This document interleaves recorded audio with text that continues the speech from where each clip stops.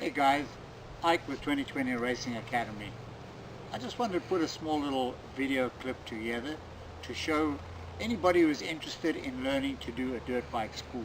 So it's normally geared for someone who doesn't have the bike, who doesn't have the gear and stuff like that, just to see whether they're going to like doing a dirt bike school or riding dirt bikes for that matter, right? So I wanted to let you see how the process unfolds for the day, that you can actually eventually go on a nice little trail ride in the afternoon and stuff like that.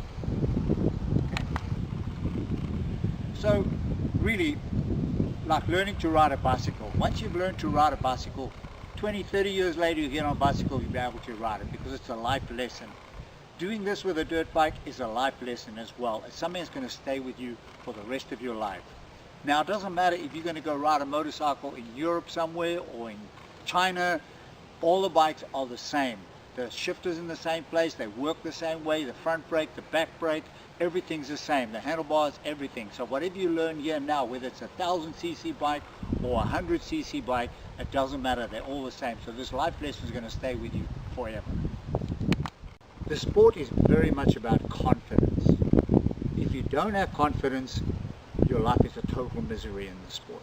So to be able to do the confidence right from day one, when you come to the school, I want you to build up your confidence. In other words, when I do the school, I make it in an open environment. In other words, there's no trucks over here and cars and fences and barns or whatever that you're going to crash into. I try and leave it open so that when you're going, if something goes wrong, you have a little bit of time for you to be able to think, hey, what do I do now? What do I do, there to be able to control it. So yeah, very much about confidence and doing it in a safe, controlled environment. Firstly, the gear, extremely important. I supply the gear, but I can't supply everything. In other words, the neck braces and the chest protectors and all that stuff, I don't. So I just give you the basics to be able to keep you safe, right? So what we do is, firstly, the helmet. Really very important. I want to ensure that everybody knows it. When you buy a helmet, buy a decent one. Make sure it fits as tight as possible and that the kid knows how to be able to take it on and off, or whether it's a grown-up as well. It doesn't matter, right? But helmet, extremely important, right? Then goggles. They don't replace eyes yet, so definitely have to wear goggles, and I'll show you how to be able to put the goggles on once you have the helmet on as well. Gloves for sure, because you want to protect your hands, and also it helps you from slipping on when you're grabbing on the grips and stuff like that. And obviously boots. But what happens with the boots is that if you are not used to having such big bulky boots on, with a small little shifter and shifting gears, each one of these bikes, they've got like 5 gears, it's very difficult for you to do it. So we normally do recommend that when you come to the school for the first time, just get ordinary little Rogaine construction type boots like this, just that they are softer and it allows you to do the gears and that a lot easier. So that's about all the equipment that you need. Obviously long pants and long sleeve shirt. So that'll be sufficient for you to get going for the day. Okay, coming back to the helmet. When you put the helmet on, what you do is you hold this by that side, hold that open, and you push it from the front backwards, because you push it from the back forward, it's going to catch your ears, right? So push it from the front backwards. You can push your fancy hair back so it doesn't lie in your eyes. Now, what happens over here is, if you look, there's 2 little loops here. I've got to take this main one, push it in between the 2 loops, there. Then I've got to open up the 2 loops and push the part in between there and pull it down. And as I pull it down, that's what tightens the helmet, as I pull it down. And remember what I told you, the tighter the helmet, the tighter it is here, the safer you are. Now, to put these goggles on, obviously very important for you to wear goggles, and it must be easy to be able to take on and off, right? What you do is you hold the strap up here on the top, you put the front part on your eyes first, put the front part on there. Don't worry if they're not exactly in position there, but this is going to go over the peak, onto the back there. Now I can position for my front that it's in a good position there for me to be able to see and breathe properly. And to get them off, I just take from the back like this, just the reverse process, and take it off like that. Alright, so firstly what we're going to do is I just want to talk to you guys just about the controls, where they are, and then how we're actually going to start the motorcycle, right? I want to mention to you that whenever you mount a motorcycle, you don't ever mount a motorcycle from this side, because none of the controls, everything is in the right place for you to do this. you always mount the motorcycle from the left hand side. And as you mount it, you grab the front brake, you can pull in the clutch, kick in the kickstart, and now the bike won't go anywhere. And in case you hit a button or something, your clutch is in, so it won't start or anything. Then you mount the bike. Then you have to make sure that it's out of gear. Right?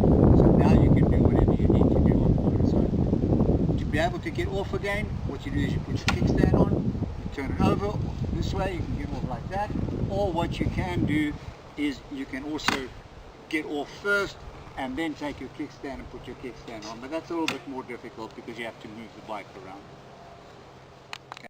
So always, before we actually try and start a bike, if you don't go through the system, in other words, if I just jump on the bike, hit the button and try and go, and I haven't turned the fuel on, the bike's going to run out of fuel, or it probably won't start, and stuff like that. So you have to go through a system every time you want to get on a motorcycle. Firstly, what we do is we turn on the fuel. That allows the gas from the tank into the carburetor, which burns up into the motor itself to give you the power. Then you have to make sure that the choke is on, which we just use mainly in the morning when it's cold. Once it's run for the day, then you can push the choke back down again. Then the third one is that you turn the key on. You make sure the key is on, because otherwise it will never start without the key being on. Then you actually have to also make sure that it's out of gear. In other words, you have to get onto it like this. Don't hold the clutch in rocking it, because that will give you a false idea. You have to make sure the clutch is out and rocking the bike, that it's out of gear. Now I can press the button and the bike will start. Okay, so all bikes have got a kill switch, and they're all in the same place. You won't find it inside here, inside there, or keys or whatever. It's actually a kill switch. And this kill switch there is that if there's a problem as well, if you can't get to, if the bike's lying on top of you or something like that, and you want to stop the motor, you press this thing down. But it's not like a computer where you just press a button and let go, because that doesn't make it work. You've got to press the button and hold it down. Okay, that's how it makes the motor cut out. Good. All right, all bikes have 5 controls on them. All right, your clutch, your accelerator, your front brake, your back brake over on this side, and your shifter on this side. Your back brake, which you have to push down with your toe there, and your shifter, which you also have to work with your toe and up and down for your gears. Okay, I'll explain to you guys in a little bit exactly how all that works. Alright, so with the shifter here now, what actually happens is that there's 5 gears. They're gears like this. They're small little gears that go into each other. So please don't use your heel and try and stomp it like this to make it go in and stuff like that, or stand on it. You actually just have to use the tip of your toe like that to do any of your shifting. And once you've done the shifting, take your foot off. If I do that and I hold my foot on it, it's not going to be in gear. Or if I push up like that and hold my foot like that, it's not going to be in gear. You've got to let it go so it can find its own gear again. So you have to be very gentle with this. But it's the 5 little gears, and this is how the gears actually work here, is that if I push this one down, right now it's in the middle between first gear and second gear. It's right there in the middle, which is what we call neutral. So as I push this thing down 1 gear, now it's in first gear. Now the bike will go. If I want to go back to neutral, I just go a little click, and you'll hear that little click, and then it'll be back in neutral. But if I clicked it from that first gear, if I clicked it hard, it would have gone straight to second gear. And I click it again, it will go to third gear. And I click it up again, it'll go to fourth, and so it'll go to 5th gear. So to get it down, I click it and take my foot off. Click it and take my foot off, and it'll get it back down to 1st gear again. From 1st gear, I give that little tap up, and that will put me back into neutral again. Very important to know with the gears is that when you want to speed up, you shift up. If you want to slow down, you shift down. These gears is what makes the bike go faster and slower. You cannot do 200 miles an hour in 1st gear. So if you want to go faster, you have to shift up and shift up. And as you slow down, you have to shift down and shift down. So this sport is a lot about shifting up and down. If you don't look at my shoe, you'll see I do a lot of shifting. You have to shift all the time. The accelerator is, a lot of people want to turn it like that, and they turn it too fast. When they try and start the bike, they're going to give it gas, it pumps miles too much gas into it too quickly, and it doesn't start properly. So it's just a slight little feel, but you must also, with that feel, not put your hand down like this and turn it like that. You must actually turn your hand like you're turning a doorknob, a little bit sideways, or you're turning a screwdriver. So that all you have to do is just a little squeeze like that, and then you see that little action, that small little action, that's what makes the bike go and stop. Just that little action. You don't have to be turning it wide open like that. It's totally unnecessary. But once you've got onto the bike and that, I want you to let the bike warm up, and I want you to play with the accelerator so you get a good feel for it, because that's what will help you get smooth. The clutch is your friend. If anything goes wrong, if this motor's making a lot of noise and you're in 100th gear or whatever, if you pull the clutch in, the bike's not going to go any faster. So always remember, the clutch is your friend. But the clutch has to be used correctly. It has to be used for taking off and for controlling speed and for shifting gears. So this clutch gets used a lot. So you have to get used to it, and you have to understand, and I'm going to show you in the next segment how we get to working it from the friction point. So the clutch is extremely important, and normally what we do with the clutch, we don't use a whole hand like this to work the clutch like that. We just use 2 fingers, so that's fully out, fully in, fully out, fully in, and this is how we work it over there, so we can still have something to hold on to if the bike is hitting something, right? But if you use your whole hand like that, if you let go, you've got nothing to hold on to. It can get you into trouble because it's dirt bikes. Alright, so with the back brake, as I said earlier, you just use the tip of your toe like this to be able to work it. You can still keep your foot a little bit on the peg if you want to, so that you can keep lower center of gravity, right? But just lose it like that and then let go. Leave it like that and then let go. A lot of people hold it like that and then still want to ride with their foot on the back brake like that. That's not going to go. The motor is not going to pull it. It's going to stop the back wheel. The motor is going to die on you. So once you've used the back brake a little bit, take your foot off it. Or you can drag it a little bit, but you actually have to get a very good feel on it. The front brake obviously plays a major part in dirt biking, but it is not as major as what it is in road bike racing. In road bike racing, 98% of the time they just use the front brake, because that's where most of your braking comes from. But because of on the dirt, because it keeps on changing all the time, we actually cannot use it that hard. So in actual fact, what we say is, in the dirt, it's about 60 to 70% the rear, and the rest of it, the 30% or the 40%, will be the front brake. But be very careful with the front brake, because if you just grab it like this and you're not in a good position, it's going to lock up on you, it's going to slip out. So in the beginning, I would say to people, don't worry too much about using the front brake. Get used to just using the back brake first, because you'll be safer if you brake real hard. So the accelerator, you see, you don't go like that with the accelerator. It's just nice smooth movement. You can hardly see my hand moving. All I'm doing is squeezing it so that it makes it work. You hear how it works? I can make it hard if I want to, but I don't need more than that right now. So that's very important for you to be able to get a good feel for the accelerator. Okay? So remember, I told you that the clutch is very, very important. It's extremely major. So the first thing you got to learn on the clutch is where the friction point is. If I pull the clutch and let go like that, you've got no feel for it, okay?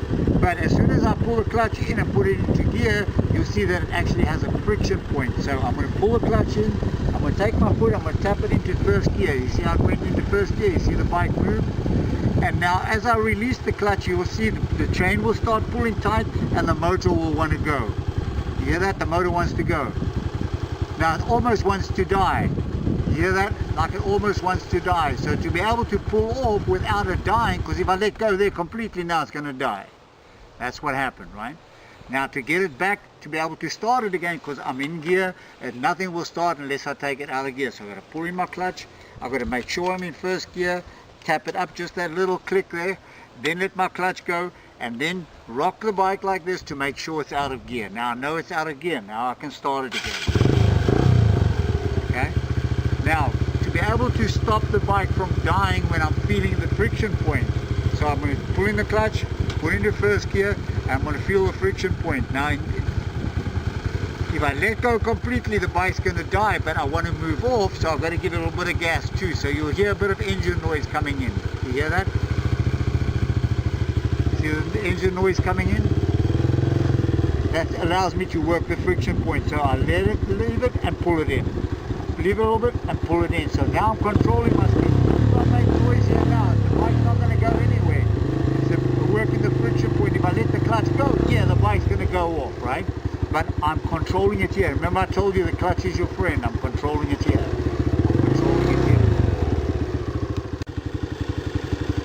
So the clutch, you're going to pull in the clutch again, put it into gear, feel where the friction point is. As it comes in, I've got to give it some gas, and then I can get the bike to pull forward. That's how the bike's going to pull forward, so I'll pull it in. Get the bike to pull forward, I'm going to pull it in. So you watch, I'm walking the bike, I'm not going anywhere. I'm just putting a little bit of gas in the clutch, and let it go a little bit, and pull it in. Let it go a little bit, and pull it in. That's all I want you to do. You have to get that part right.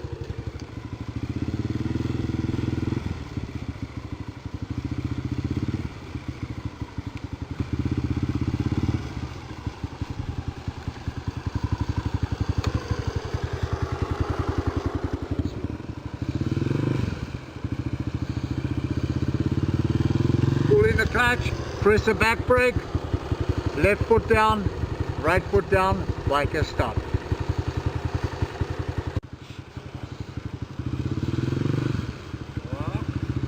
Feet up, pull in the clutch, press the back brake, till the bike stops, left foot down, right foot down.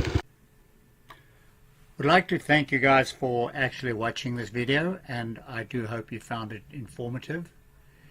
I'm working on part 2, which will be more about the bike moving, actually riding the bike. So we'll be doing shifting, sitting and standing, cornering, sitting and standing. Obviously this will be a more hands-on as such. Also, we're actually doing gift certificates. So if anybody is interested, you can go to my website, 2020 Racing Academy. The details are on there, or you can contact me directly, 919-908-3423. Thank you.